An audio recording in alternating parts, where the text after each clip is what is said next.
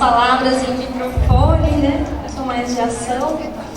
Obrigada a todos, vocês além de apreciarem esse show e conhecerem um pouco mais dessa cultura que vocês puderam ver, que é muito rica, né? Após muita gente aqui não sabia que homem dançava, né? E tudo isso que aconteceu aqui é fruto de muita dedicação, empenho, estudo.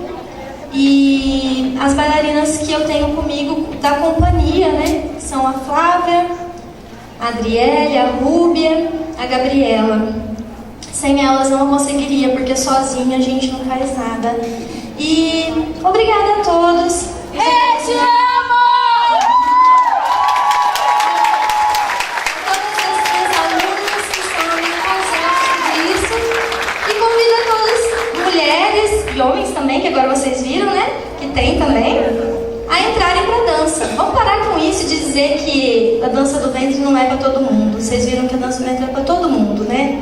Criança, adulto. Na minha academia eu tenho vó com filhinha, tenho mãe com filha. Então todo mundo pode entrar pra dança, venham conhecer. Vocês não vão se arrepender. A dança transforma a vida das pessoas como transformou a minha. Muito obrigada. Nós vamos iniciar uma nova sessão agora, então por gentileza, né, eu vou pedir uma certa organização. Disseram pra mim que já tá lotado lá fora para entrar o pessoal, tá? Por isso que eu tô sendo bem breve. Muito obrigada de coração, Deus. Parabéns à professora Rebeca Sassá e a você, meu amigo, minha amiga, que esteve presente, tá?